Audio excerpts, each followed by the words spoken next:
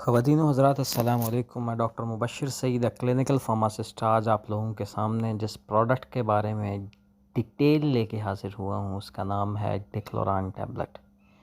डिक्लोरान tablet क्या है, इसका क्या इस्तेमाल है और इसको इस्तेमाल करते हुए कौन सी प्रिकॉशंस, कौन सी एहतियातें ज़हन में रखनी चाहिए, इस सब के बारे में इंशाल्लाह हम बात करेंगे। और इससे पहले कि हम इस सारे टॉपिक को डिस्कस करें, आप सब लोगों से गुजारिश है कि काइंडली हमारा यूट्यूब चैनल सब्सक्राइब कर लें और बेल आइकन के बटन को दबा दें ताकि हम एक दूसरे से मिलते रहें और एक दूसरे का साथ देते हुए मेडिसिन से रिलेटेड क्यूरीज़ को हल करने में एक दूसरे की मदद करते रहें।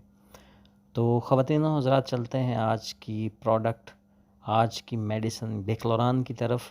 सबसे पहले तो हम देखते हैं कि डिक्लोरान बेसिकली है क्या। Dicloran non steroidal anti inflammatory drug होती है जिसको हम एनसेड्स भी कहते हैं, जो कि किसी भी तरह की दर्द को ख़त्म करने के लिए, सोज़श को ख़त्म करने के लिए या फिर बुखार को ख़त्म करने के लिए भी इसका इस्तेमाल किया जाता है।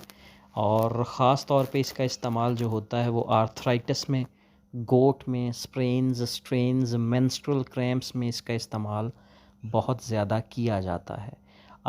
डिक्लोरान जो टैबलेट होती है, इसका जो जेनेरिक फार्मूला होता है वो होता है डिक्लोफेनेक सोडियम, और ये इसका एक्टिव इंग्रेडिएंट होता है। और इसके अगर हम जो इस्तेमालात हैं उनको अगर हम डिटेल की तरफ जाएँ तो इसका जो सबसे पहला जो इस्तेमाल होता है वो होता है जी, ये दर्द को ख़त्म करने के लिए एज़ एनाल्जेसिक इस्तेमाल किया जाता है। एनाल्जेसिक कौन कौन सी दर्दें होती हैं जो मॉडरेट टू माइल्ड पेन्स होती हैं, लाइक रूमेटॉइड आर्थराइटिस हो, ऑस्टियोआर्थराइटिस हो, या फीमेल्स को ड्यूरिंग स्पेसिफ़िक अयाम जो उनको एक पेन हो रही होती है, क्रैम्प्स पड़ रहे होते हैं, उसमें भी इसका जो इस्तेमाल होता है वो बहुत इफ़ेक्टिवली किया जा सकता है। इसके अलावा इसका जो इस्तेमाल होता है वो इन्फ्लेमेशन एंड स्वेलिंग को ख़त्म करने के लिए इसका इस्तेमाल किया जाता है। ये जो सोज़श होती है उसको कम करती है, उसको ख़त्म करने में इसका किरदार है।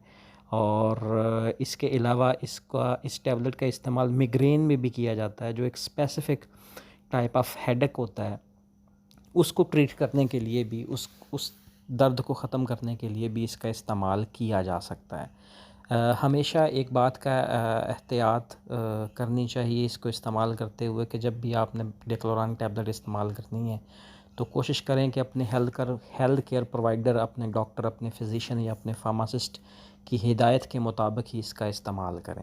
अब अगर बात करें कि इसको इस्तेमाल करते हुए कौन कौन सी एहतियातें आपने ज़हन में रखनी हैं, तो उसके बारे में हम बात करते हैं। जैसा कि हमने पहले भी वीडियो के स्टार्ट में देखा है कि डिक्लोफेनेक सोडियम डिक्लोरान में मौजूद होती है। इसका जेनेरिक है जो कि एक non steroidal anti inflammatory drug होती है, एनसेड जिन्हें हम कहते हैं।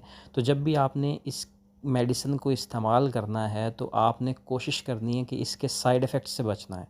अब साइड इफ़ेक्ट्स कौन कौन से हो सकते हैं, किन किन कंडीशंस में इसका इस्तेमाल आपने नहीं करना, तो उसके बारे में हम बात करते हैं कि जब भी आपने इस मेडिसिन का इस्तेमाल करना है तो कोशिश करनी है कि आप एनसेड्स, जितनी भी ये क्लासेस इस क्लास में मौजूद ड्रग्स हैं या एस्प्रिन है, आप उस मेडिसिन से एलर्जिक ना हो, आपको इन मेडिसिन से एलर्जी ना हो, ठीक है। इसके अलावा आपको किसी भी तरह का ब्लीडिंग डिसऑर्डर ना हो, ख़ास तौर पे स्टोमक अल्सर्स ना हो, किडनी डिज़ीज़ ना हो या हार्ट डिज़ीज़ ना हो। अगर है तो आपको इसका इस्तेमाल अपने हेल्थ केयर प्रोवाइडर के मशवरे के साथ करना होता है, ठीक है। अगर आप किसी भी तरह के स्टोमक अल्सर आपके पेट में मौजूद हैं, क्योंकि इसका जो एक साइड इफ़ेक्ट होता है एनसेड्स का, वो ये होता है कि ये आपकी जो एक ब्लीडिंग होती है उसको ज़्यादा कर देता है। अगर ऑलरेडी ऐसे लोग के जिनको अल्सर हों,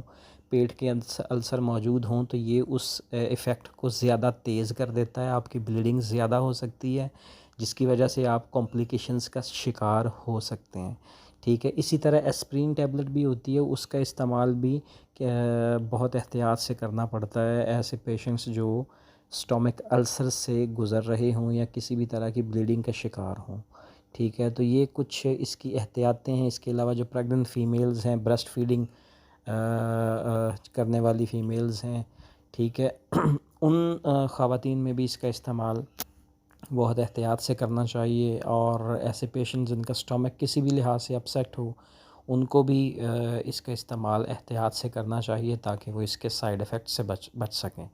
तो ख़वातीन व हज़रात, ये थी आज की हमारी प्रोडक्ट डिक्लोरान, जो कि डिक्लोफेनेक सोडियम के नाम से जानी जाती है। तो उम्मीद है कि आपको आज की इन्फॉर्मेशन काफ़ी ज़्यादा इंटरेस्टिंग लगी होगी। अगर आपके जहन में कोई भी किसी भी तरह का सवाल है, किसी भी मेडिसिन के बारे में आप जानना चाहते हैं, तो नीचे कमेंट सेक्शन में जाके आप पूछ सकते हैं। मैं इंशाल्लाह लाजमी उस पर वीडियो बना के आप लोगों के सामने हाज़िर हूँगा। तब तक के लिए अल्लाह हाफ़िज़।